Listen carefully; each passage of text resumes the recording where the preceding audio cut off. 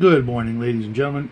Welcome back to the Shadow and Sun Show, and welcome to part one of the synopsis of the Battlestar Galactica original novel. It turns out I actually have two copies of this. I don't know how that happened, but I've been reading it. I'm up to about page 112 out of, I want to say about 250.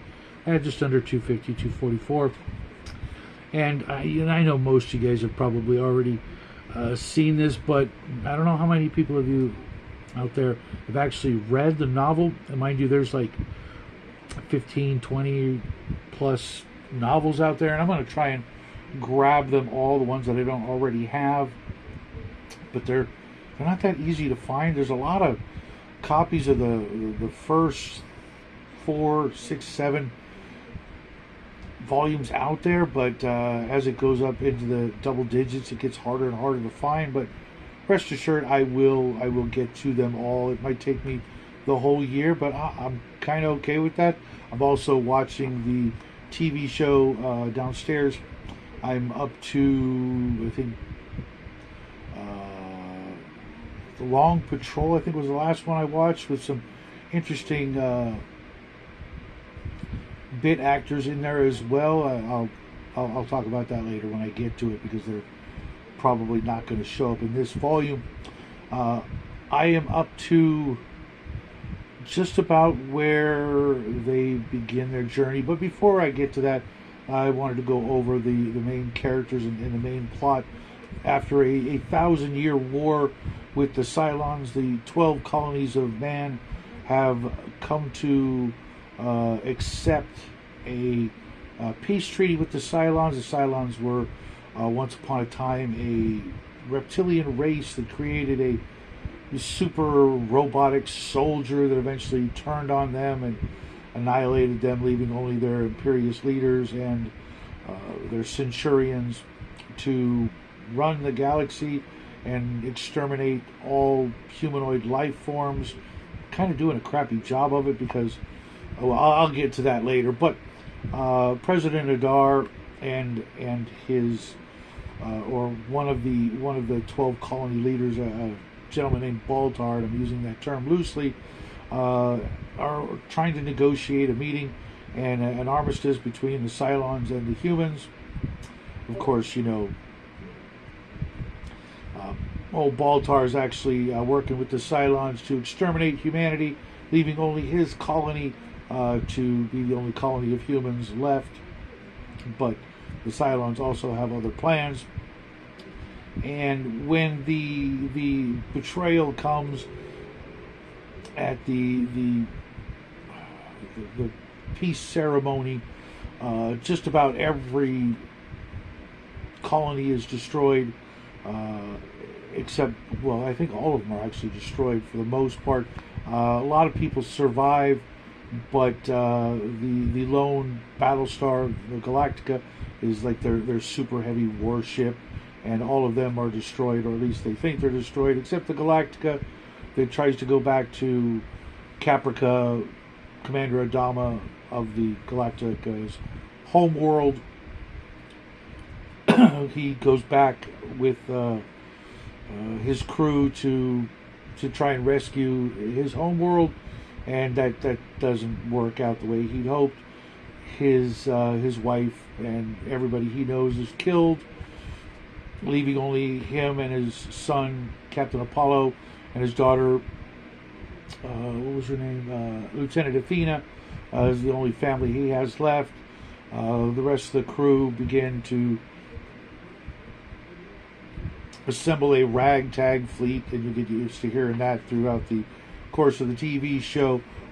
In the book, it's actually 22,000 ships, which is pretty reasonable out of 12 colonies of, full planets full of inhabitants. But in the TV show, they had to narrow that down to 220 ships that survive, including somehow the Valley Forge from Silent Running, which I thought was awesome.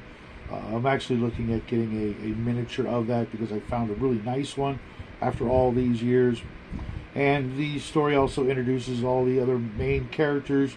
Of course, Lieutenant Starbuck and Lieutenant Boomer, a couple of the ace pilots, along with Captain Apollo, the Viper pilots. That the show sort of centers around the fighter pilots and their dealings with the Cylons, and for 1978, some of it is just absolutely phenomenal on screen. In the book, GlenA.Larson wasn't. If this was his first book, it shows.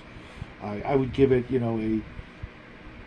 maybe a 3.5 out of 5 for how well it's written. But it is very faithful to the TV show, which I'm kind of guessing came out first.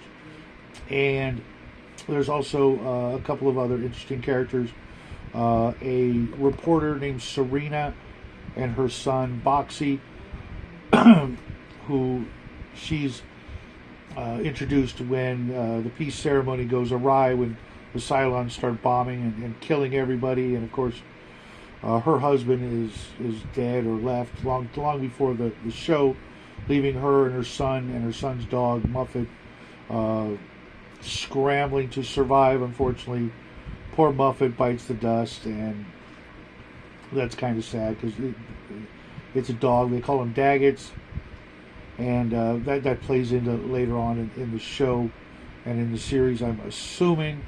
There's also Sergeant Jolly, who's actually kind of a fun, bit character. Every once in a while, he gets a clever quip, and Colonel Ty, also another great character in the show, and I think they called it a socialator. I'm guessing it's the equivalent of a courtesan or a prostitute, or obviously a high-end prostitute that Apollo rescues from one of the ships because everybody hates her, and she becomes a kind of a main character. Starbuck and Athena have this sort of love triangle thing going on.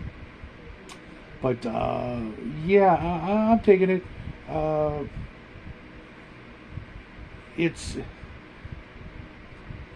There's a whole lot of things. Mind you, I only watched it, I think, once when it came out back in the day. I saw the pilot or the movie at the theaters, and I think I only saw the original series the one time when it came out back in the 70s. And I did see the 1980s stuff on the Sci-Fi Channel, which was just, as the kids say, dog water. And I won't be reviewing that, no matter how many shekels, no matter how many cubits you throw at me. I'm just not going to do it because it was awful. I remember it, and it hurts my soul. But that's what I've got for you today. I will probably finish up the book over the weekend or by next week, and then sum up the entirety of the book in the next episode next week. But I've got a bunch of other things for you this week and through the holidays. I hope you guys are having a great holiday season this year. And stay tuned, because I will be doing probably a 12-hour live stream on Christmas Eve, if I can get some of my fellow YouTubers to help me out. Let me, take a couple of bathroom breaks, things like that, to celebrate Christmas.